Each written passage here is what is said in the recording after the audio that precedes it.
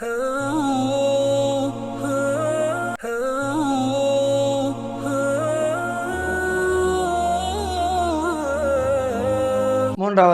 அல் மஸ்ஜிதுல் அக்ஸா பைத்துல் மக்சூத் ஹுத்பா. இந்த ஹுத்பா ஷேக் ஹாலித் அபு ஜும்ஆ ஹஃபிதுல்லாஹ் இருந்தார்கள். இந்த ஹுத்பா தன்னை அல்லாஹ்வுடைய மஸ்ஜித் அக்ஸாவை பாதுகாப்பதற்காக வேண்டி, எதிரிகளுடைய சூழ்ச்சியோட பாதுகாப்பதற்காக வேண்டி எல்லை பாதுகாப்புகளிலே நாட்டுடைய ஊருடைய பாதுகாப்பில் வரக்கூடிய மக்களுக்கு சில தூதுகள், நன்மாராயங்கள், அதே போன்று அத்துமீறக்கூடிய அநியாயக்காரர்களுக்கு, எதிரிகளுக்கு எச்சரிக்கை என்ற தலைப்பில் ஹம்து ஸலவாத். தக்வாவுடைய வசியத்துக்கு பின்னால் பொதுவாக அநியாயக்காரர்களுக்கு ஏராளமான எச்சரிக்கைகளை அல்லாஹ் குர்ஆனிலே சொல்லியிருக்கிறான். ஈமான்தாரிகளை, நீங்கள் உங்களுக்கு நாம் அளித்த அருட்கொடைகளின் செலவழியுங்கள், உங்களுக்கு எந்த வியாபாரமோ எந்த நட்போ பயனளிக்காத ஒரு நாள் வர முன்னால், அது எங்கே சிபாரிசும் அங்கு பயனளிக்காது. காஃபிர்கள் அவர்கள் தான் அநியாயக்காரர்கள். பக்ரா 254. அடுத்து பொதுவாக அநியாயக்காரர்கள் ஜெயம் பெற மாட்டார்கள். அன்ஆம் 21வது வசனம். அதே போன்று அன்ஆம் 45வது வசனத்திலே அநியாயக்காரர்களுடைய அவர்களுடைய அந்த அநியாயம் வேரோடு பிடுங்கி எறியப்பட்டு விட்டன. அவர் வேரோடு பிடுங்கி எறியப்படுவார்கள், முழுமையாக அவர் அழிக்கப்பட்டு விட்டார்கள். ரப்புல் ஆலமீன், அல்லாஹ்வுக்கு எல்லா புகழும் என்று அல்லாஹ் அந்த ஆயத்தை சொல்கிறான். அதே போன்று அநியாயக்காரர்கள் அன்ஆம் 47வது வசனம். அநியாயக்காரர்கள் தவிர வேறு யாரும் அழிக்கப்படுவார்களா? அநியாயக்காரர்கள் தானே அழிக்கப்படுவார்கள், அவர்கள் அழிவு நாசத்துக்குரியவர்கள். எனவே எப்பொழுதும் சிலர்களுக்கு சில கால தவணைகள் எல்லாம் கொடுத்திருக்கிறான், கால வரையறைகளை கொடுத்திருக்கிறான். அநியாயக்காரர் கொஞ்சம் டைம் கொடுத்து அல்லாஹ் அழிப்பான், பிடிப்பான். எனவே அவர்கள் நித்திய ஜீவன் அல்லாஹ்வுக்கு முழு முகங்களும் கட்டுப்பட்டு விட்டன. யார் அநியாயத்தை ஈடுபடுவாரோ அவர் தான் நஷ்டவாளி. சாகா 111 வசனம். எனவே நஷ்டவாளி, கைசேதத்துக்குரியவர், அழிவுக்குரியவர், நாசத்துக்குரியவர் தான் அநியாயக்காரர்கள் என்ற அந்த ஆயத்துக்களை ஓதிவிட்டு, எனவே எங்கள் மீது அத்துமீறக்கூடிய அநியாயக்காரர்களே, உங்களுக்கு நஷ்டம்தான் ஏற்படும். உங்களுக்கு வீட்டில் அநியாயத்துக்கு முடிவு கட்டப்படும், அநியாயம் முடிவடையும். எல்லா வாசல்களையும் அவர்கள் திறக்க முயற்சித்தார்கள். என்றாலும் அவர்கள் அடக்கி ஆளக்கூடிய முரட்டுத்தனமான சர்வாதிகாரிகள் ஒவ்வொருவரும் நஷ்டவாளிகள், நஷ்டமடைந்துள்ளார். இப்ராஹிம் 15வது வசனம். எனவே எங்கள் மீது அத்துமீறக்கூடியவர்களே, நீங்கள் செய்யும் அநியாயங்கள் சில இருள்கள், அது பல சாபத்துக்கு காரணமாக அமையும். எனவே அநியாயக்காரர்களுக்கு எந்த உதவியாளரும் கிடைக்க மாட்டார். பக்ரா 270வது வசனம். அதே மாதிரி நான் 129 வசனம் இதெல்லாம் சொல்கிறேன். கடும் பிடிபிடிப்போம், அநியாயக்காரர்கள் மீது நாங்கள் கடும் பிடிபிடிப்போம் என்று அல்லாஹ் எச்சரிக்கிறார். நாங்கள் அவர்களுக்குள்ளே பிரச்சனை ஏற்படுத்தி சிலருக்கு எதிராக சாட்டி விடுவோம். நாங்கள் சில அநியாயக்காரர்கள் இன்னும் சிலர் மீது சாட்டி விடுவோம், அவர்கள் செய்த செயல்களின் வினையாக. அன்ஆம் 129வது வசனம். எனவே அவர்கள் சிலரோடு அடித்துக்கொண்டு அவர்களுக்குள்ளே செத்து மடிகின்ற, தாக்கிக் கொள்கின்ற நிலைமைகள் ஏற்படும். தங்களுக்குள்ளே பிரச்சனைகள் ஏற்பட்டு அநியாயக்காரர்கள் தங்களுக்குள்ளே அடித்துக்கொண்டு சாகுவார்கள். எனவே அநியாயக்காரர்கள் கூடிய சீக்கிரம் விளங்கிக் கொள்வார்கள், எங்கு நோக்கி செல்கிறோம், அவர்கள் செல்லுமிடம் எங்கே, திரும்பி செல்லுமிடம் எங்கே. ஷுரை ரஹிமஹுல்லாஹ் சொல்கிறார்கள், நிச்சயமாக அநியாயக்காரன் இறுதி கேவலமான முடிவை எதிர்பார்த்து கொண்டிருக்கிறான். மதுரும் அநியாயம் விளைக்கப்பட்ட அப்பா இருக்கிறாரே, அவர் உதவியை எதிர்பார்த்து கொண்டிருக்கிறார். எனவே அநியாயக்காருடைய நாட்கள் எண்ணப்பட்டு கொண்டிருக்கின்றன, நேரம் கொடுக்கப்பட்டிருக்கின்றன, நியாயத்துக்கு ஒரு முடிவு வரும் என்றாலும் அல்லாஹ் சந்தர்ப்பம் வழங்கி இருக்கிறான். அவர்கள் விடயத்தில் நீங்கள் அவசரப்பட வேண்டாம், அவர்களுக்கு நாங்கள் சில நாட்களை, காலங்களை எண்ணிக்கொண்டிருக்கிறோம். மரியம் 84வது வசனம். நாள் முடியும் பொழுது, காலம் முடியும் பொழுது அநியாயம் அழியும். எனவே பொதுவாக நேசர்களே, அன்பர்களே, பொதுவாக இந்த அநியாயக்காரர்கள் இருக்கின்ற இந்த அராஜகர்கள், இந்த பெரிய சர்வாதிகாரிகள் எங்கே? அவர்களை நாங்கள் அவர்களுடைய அநியாயங்களுக்கு எப்படி முகம் கொடுப்பது? நாங்கள் பொறுமையுடைய ஆயுதத்தை கொண்டு முகம் கொடுக்க வேண்டும், நன்மை எதிர்பார்த்து முகம் கொடுக்க வேண்டும், அதில் உறுதிப்பாடாக இருக்க வேண்டும். எனவே பொதுவாக பொறுமை என்பது தீனிலே உடலுக்கு தலை போன்றது. பொறுமை இல்லாத ஈமான் கிடையாது, பொறுமை இல்லாவிட்டால் ஈமான் கிடையாது. எனவே யார் பொறுமையை மேற்கொள்ள முயற்சிப்பார், அல்ல ஒரு பொறுமைசாலியாக மாற்றுவான். எவருமே பொறுமையை விட விசாலமான ஒரு சிறந்த ஒன்றை கொடுக்கப்படுவது கிடையாது. சிறந்த நன்கொடையாக அல்லாஹ்விடமிருந்து கிடைப்பது பொறுமை. எனவே எல்லா நியாமத்து பொதுவாக பொறுமையின் மூலம் எல்லா சோதனைகளும் நியாமத்தாக மாறும். அல்லாஹ்வுடைய பாதையில் தன்னை அர்ப்பணித்த தியாகிகளை, போராளிகளை, பாதுகாப்பு படையினர்களை, எங்களுடைய இஸ்லாமிய புனித ஸ்தலங்களையும் மக்களையும் ஊர்களையும் பாதுகாப்பதற்காக தன்னை உயிரை பணயம் வைத்து பாதுகாப்பிடப்படுகின்ற போராளிகளே, தன்னை அல்லாஹ்வின் பாதையில் அர்ப்பணித்த தியாகிகளே, இன்று பாருங்கள் பல மன வருத்தங்களுடைய குரல்கள், அதே போன்று எத்தனையோ நம்முடைய கண்ணீர்களை துந்த வைக்கக்கூடிய அநியாயம் இழைக்கப்பட்ட அப்பாவிகளுடைய கண்ணீரை சிந்த வைக்கக்கூடிய நிகழ்வுகள் ஓசைகளை கேட்டுக்கொண்டிருக்கிறோம். நம்முடைய காலங்கள் எத்தனையோ பேருடைய உதவி தேடி கூவி அழைக்கின்ற குரல்களை கேட்டுக்கொண்டிருக்கிறோம். இன்று நாம் இதெல்லாம் காதால் கேட்டுக்கொண்டு இப்படியான நிலைமைகளில் நாம் கவலையில் சஞ்சலத்திலே மூழ்கி இருக்கிறோம். எத்தனையோ சிறந்த உம்மத்தாக இருந்தோம். இப்பொழுது என்னுடைய இரத்தங்கள் ஓட்டப்படுகின்றன. அதுக்கு ஒரு பெருமதி இல்லாமல் போய்விட்டது. என்ன எந்த அளவுன்னு சொன்னால், எங்களுடைய சிறிய ஒரு அந்தஸ்து இருக்கவர் கூட நமக்கு இன்னும் ஒரு அடைக்கலம் கொடுக்கின்ற அதிகாரம் நபியவர்களை வழங்கப்பட்டிருக்கு. என்றாலும் இன்று இவர்களுக்கு நாங்கள் பாதுகாப்பு உதவி செய்ய யார் இருக்கிறோம்? எனவே உங்களுடைய உதவி தேடின தீனுடைய விஷயத்திலே நீங்கள் உதவி செய்வது உங்களுடைய கடமை. அன்பால் 72 மக்கள் இதனுடைய மார்க்க விடயத்தில் உதவி தேடினால், உங்களுக்கு இஸ்லாமியர்கள் உங்களுடைய உதவி தேடினால் நீங்கள் உதவி செய்வது கடமை என்று சொல்லிவிட்டு, பொதுவாக அல்லாஹ் ரசூலுக்காக வேண்டி நாங்கள் கோபப்படுவது, எதிரிகளோடு கோபப்படுவது, அதுவும் உண்மையிலே அது மக்களுடைய அல்லாஹ் ரசூலுடைய திருப்திக்காக வேண்டி நாங்கள் கோபப்பட வேண்டும். அல்லாஹ்வுடைய முஸ்லிம்களுடைய சங்கைகள் குறைக்கப்படும் பொழுது கோபப்பட வேண்டும். எனவே இந்த பாருங்கள், இன்று இப்படியான விடயங்களை கோபப்படாவிட்டால், எங்களுடைய இஸ்லாமிய அடையாளங்கள் அப்படியே தகர்க்கப்படும் பொழுது கோவப்படாவிடும், எங்களுடைய ரோசம் எங்கு சென்றுவிடும்? எங்கே ரோசம் உள்ள சமூகமாக இருக்க முடியாது. எங்களுடைய மஸ்ஜிதுகள் தகர்க்கப்படும் பொழுது கோவப்படாமல் இருக்க முடியுமா? எனவே பொதுவாக எப்பொழுதும் இந்த விஷயத்தில் ரோசப்பட போகிறோம்? இந்த கஸ்ஸாவுடைய விடயத்தில் எப்பொழுதுதான் நாங்கள் விழிக்கப் போகிறோம்? எப்பொழுது ஒரு காத்திரமான நடவடிக்கையை எடுக்கப் போகிறோம்? எனவே அநியாயங்களும் அத்துமீறல்களும் கொலைகளும் தகர்ப்புகளும் இடிபாடுகளும் விரட்டி அடிப்பதும் நோவினை ஏற்படுத்துவதும் காயப்படுத்துவதும் இதெல்லாம் பார்த்து கொண்டு தான் இருக்கிறோம். எப்பொழுதுதான் நாங்கள் ரோசப்படுவது? எப்பொழுது நாங்கள் இதற்கு எதிராக செயல்படுவது, ஒன்றுபடுவது என்று கேட்டுவிட்டு, பொதுவாக பாருங்கள் முஸ்லிம்களே, இந்த காயங்கள், நோவினைகள், இந்த இரத்த ஓட்டம், இரத்தங்கள் ஓடிக்கொண்டிருக்கும் பொழுது இப்படியான நிலைமையில் நாங்கள் அல்லாஹ்வின் நம்பிக்கையை நாங்கள் இழந்துவிடக்கூடாது. அல்லாஹ்வை முழுமையாக நம்ப வேண்டும். உண்மையிலே அல்லாஹ்வுடைய வாக்குறுதி பொய் அல்ல, அது நடக்கும். நிச்சயமாக அல்லாஹ் சதிமோசக்காரர்களுடைய சதியை அல்லாஹ் சக்சஸ் ஆக்க மாட்டான். அதுக்கு நல்ல முடிவை கொடுக்க மாட்டான். அதுக்கு நேரான வழியை அல்லாஹ் காட்ட மாட்டான். குழப்பவாதியுடைய செயல் ஒருபொழுதும் சீரமையாது. அது அவர்களுடைய நோக்கத்தை நிறைவேற்றி கொடுக்காது. எந்த அநியாயக்கார சங்கங்கள், இயக்கங்கள், நிறுவனங்கள் நமக்கு எதிராக செயல்பட்டாலும் அது ஒரு காலத்திலே அழிவு நாசத்தின் பக்கம்தான் முடியும், நஷ்டத்தின் பக்கம்தான் சென்றடையும். எனவே தாய்மார்கள் இத்தனை பேர் உதவி தேடிக்கொள்கிறார்கள். பிள்ளைகள் இழந்தவர்கள், சிறுவர்கள் எப்படி தாய்மார்களை பெற்றோர்களை இழந்து கூக்குடுகிறார்கள், அழுகிறார்கள், சஞ்சலப்படுகிறார்கள், ஆதங்கங்களை வெளிப்படுத்துகிறார்கள், கவலையை வெளிப்படுத்துகிறார்கள். அங்குமிங்கும் சிதறி கிடக்கின்ற அகதிகளாக, நாடோடிகளாக மக்கள் ஆக்கப்பட்ட எத்தனை பேருடைய ஓசைகளை நாங்கள் கேட்டுக்கொண்டுதான் இருக்கிறோம், செய்திகளிலே வாசித்து கொண்டுதான் இருக்கிறோம். எப்பொழுதுதான் இதற்கு ஒரு முடிவு? லா ஹவ்ல வலா குவத்த இல்லா பில்லாஹில் அலியில் அஸீம் என்று சொல்லிவிட்டு அல்லாஹ் தான் பதிலளிக்க வேண்டும். அல்லாஹ் தான் எனக்கு பார்த்து முடிவு கொடுக்க வேண்டும். அநியாயக்காரர்கள் அல்லாஹ் தான் அழிக்க வேண்டும். எனவே அல்லாஹ் அநியாயக்காரர்கள் செய்கின்ற செயல்களை விட்டு பராமுகமாக இருக்கிறான், தெரியாமல் இருக்கிறான், கணக்கெடுக்காமல் இருக்கிறான் என்று மாத்திரம் நினைத்துக் கொள்ள வேண்டாம். இப்ராஹிம் 42வது வசனம். எனவே நவீன உலகே, உங்களை பார்த்து நாங்கள் சில விடயங்களை சொல்லுவோம். நவீன உலகை பார்த்து சில விடயங்கள். எங்கே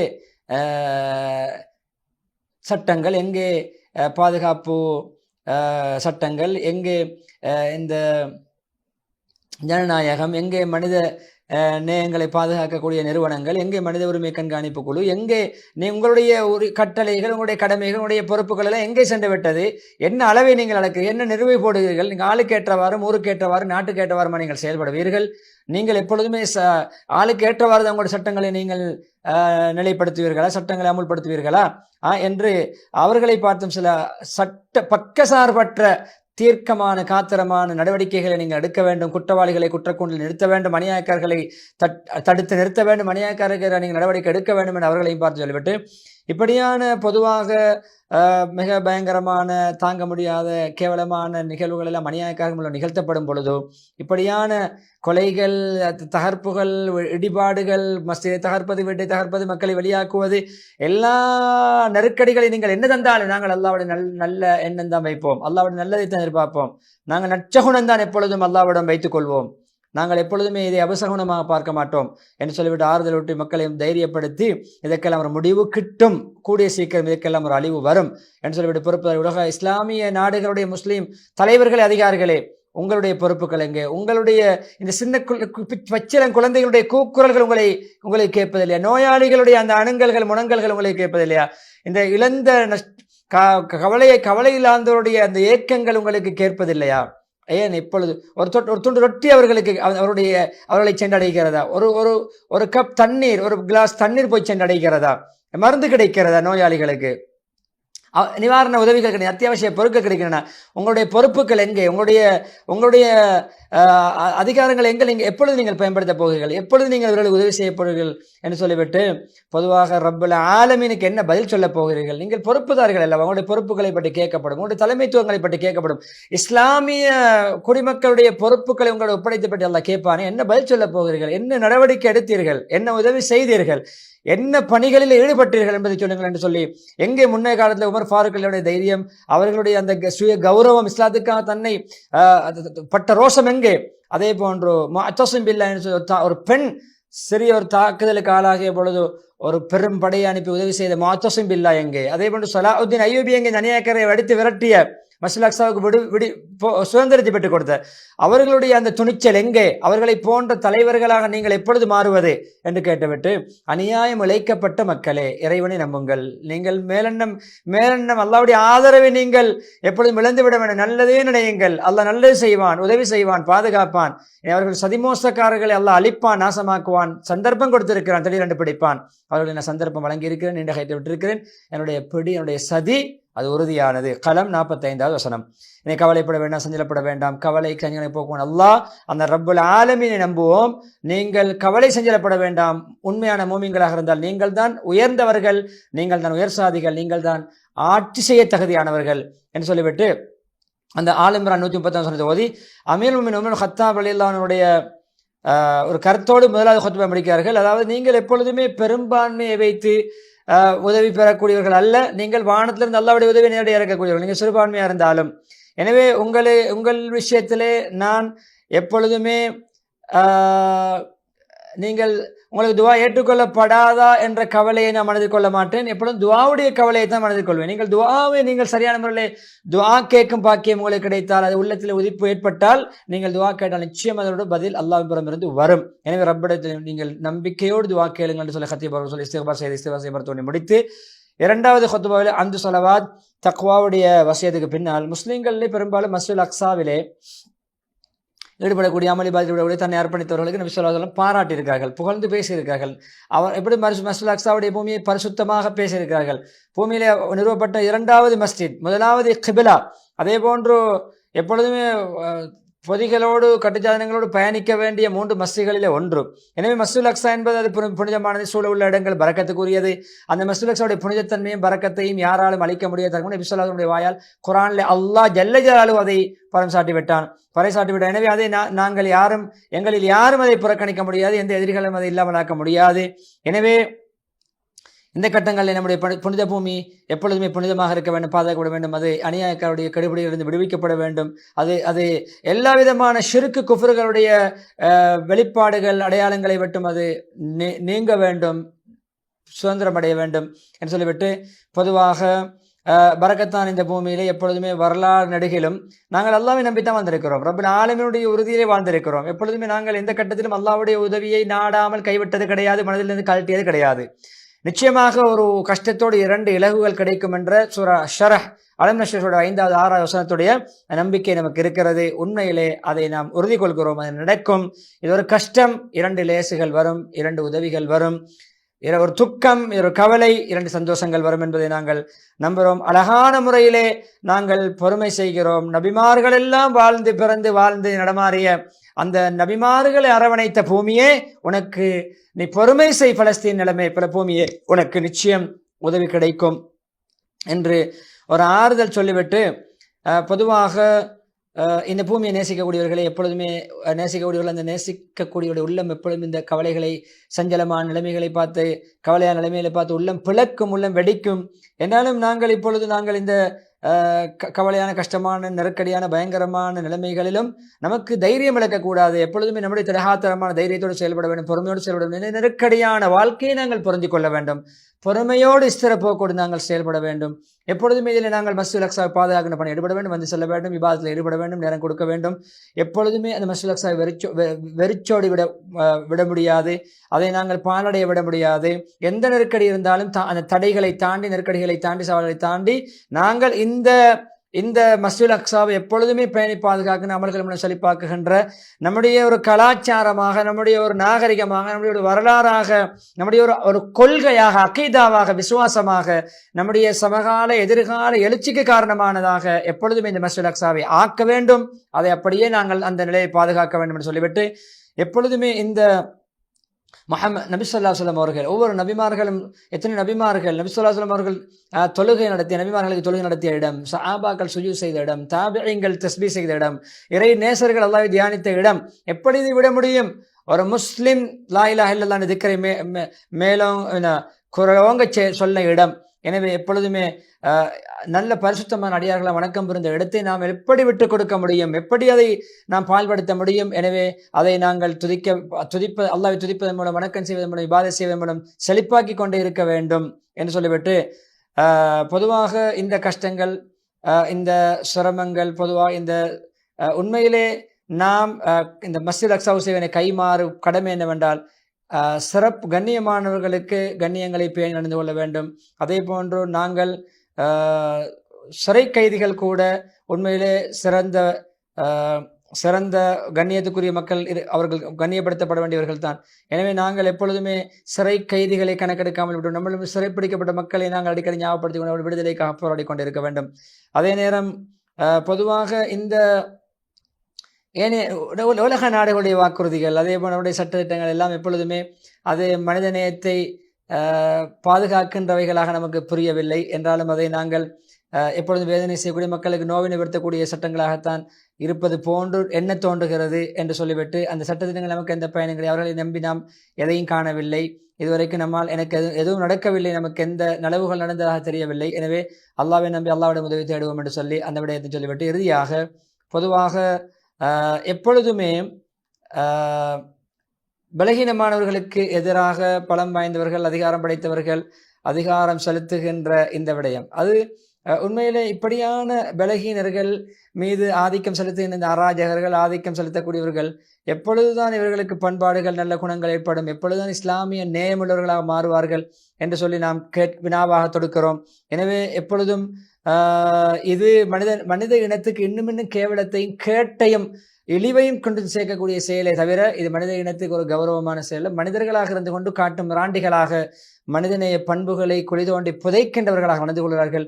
இவர்கள் கைதிகளை நோவினைப்படுத்துவதற்கு, சித்திரவதை செய்வதற்கு, அச்சுறுத்துவதற்கு, பயமுறுத்துவதற்கு, இப்படியான அடிப்படை வைத்திய சேவைகள் கூட வழங்காமல் இருப்பது எவ்வளவு மனித நேயத்துக்கு புறம்பான, மாற்றமான, இழிவான செயல் என்பதை எப்பொழுதுதான் புரிந்து கொள்ளப் போகிறார்கள். அடிப்படை தேவைகளான மருந்துகள், சிகிச்சைகள் கூட அடியோடு வழங்கப்படாத அளவுக்கு நோயாளிகளுக்கு சிகிச்சை அளிக்காத மனித நேயமற்ற ஒரு கேவலமான இந்த நபர்களுக்கு, இப்படிப்பட்ட படைப்புகளுக்கு எப்பொழுதுதான் பண்பாடுகளும் மனித நேயத்தின் அடிப்படை தன்மைகளும் உருவாகுமோ என்ற ஒரு ஆதங்கத்தோடு, ஏக்கத்தோடு, வினாக்குறியோடு நாம் நம்முடைய பலகீனத்தை இறைவனிடம் முறைப்படுகிறோம் என்று நீண்ட ஒரு துஆ பிரார்த்தனை ஆரம்பித்து, அந்த துஆ பிரார்த்தனையோடு ஹத்தீப் அவர்கள் மஸ்ஜிதுல் அக்ஸாவுடைய ஹுத்பாவில் இருந்து விடைபெறுகிறார்கள். எனவே 3 ஹுத்பாக்கள் மூலமும் வாழ்க்கையிலே பயனடைவோம். முதலாவது ஹுத்பா, அல்லாஹ்வை திக்ர் செய்வதனுடைய பிரயோசனங்கள், பயன்கள். எப்பொழுதும் அல்லாஹ்வுடைய திக்ரோடு வாழ்ந்து திக்ரோடு மரணிப்போம். எப்பொழுதுமே நாம் நல்ல அமல்களில் இஸ்திகாமத்தாக, தீனில் இஸ்திகாமத்தாக, எப்பொழுதும் இஸ்லாத்தை அமல்களை, இபாதத்தில் விட்டு கொடுக்காமல் நிலையாக செயல்பட்டு அதனுடைய பிரயோசனங்கள் அடைந்து மலக்குமாருடைய நன்மாராயத்தை பெறுவோம். சக்கராத்துடைய நிலைமையில் என்ற 2வது ஹுத்பா. 3வது மஸ்ஜிதுல் அக்ஸாவை, பலஸ்தீன் மக்களை பாதுகாப்பதற்காக வேண்டி ஈடுபடக்கூடிய போராளிகள், பாதுகாப்பு நடவடிக்கை எடுக்கக்கூடியவர்களுக்கெல்லாம் நன்மாராயம், தைரியமூட்டி, எதிரிகளுக்கான, அநியாயக்காரர்களுக்கான எச்சரிக்கைகள் சிலவற்றை முன்வைத்து, அந்த அநியாயக்காரர்களுடைய மனித நேய பண்புக்கு மாற்றமான இழிச்செயல்களை இழித்து அந்த மஸ்ஜிதிலே, அந்த மிம்பரிலே தைரியமாக முன்வைத்து மஸ்ஜிதுல் அக்ஸாவுடைய ஹுத்பா இடம்பெற்றிருந்தது. எனவே 3 ஹுத்பாக்கள் நம்முடைய வாழ்க்கையை என்னென்ன தேவையை எடுத்துக்கொள்வோம், என்னென்ன விடயங்களை தவிர்க்க வேண்டுமோ தவிர்த்து கொள்வோம், பிறருக்கும் எத்தி வைப்போம், இதை மக்கள் மயப்படுத்துவோம், பிறரும் பயனடைந்து அதன் மூலம் நட்பாக்கியம் பெறுகின்ற நல்ல மக்களாக மாறிக்கொள்வோம். எனவே நிகழ்ச்சி தயாரிப்பிடும் நண்பர் ரிஸ்வான், நிகழ்ச்சி தொழில்நுட்பத்தில் விடுகின்ற நண்பர் ஷர்பானுக்கு நன்றி செலுத்தியவனாக, உங்களுக்கும் அல்லாஹ் ரஹ்மத் செய்வானாக, பரக்கத் செய்வானாக துஆவோடு மீண்டும் ஒரு மனாபிஸ்லாம் நிகழ்ச்சி உங்களை சந்திக்கும் வரை விடைபெறுகிறேன். வ ஆகிரு தாவான் அல்ஹம்துலில்லாஹி ரப்பில் ஆலமீன். வஸ்ஸலாமு அலைக்கும் வரஹ்மத்துல்லாஹி வபரகாத்துஹு.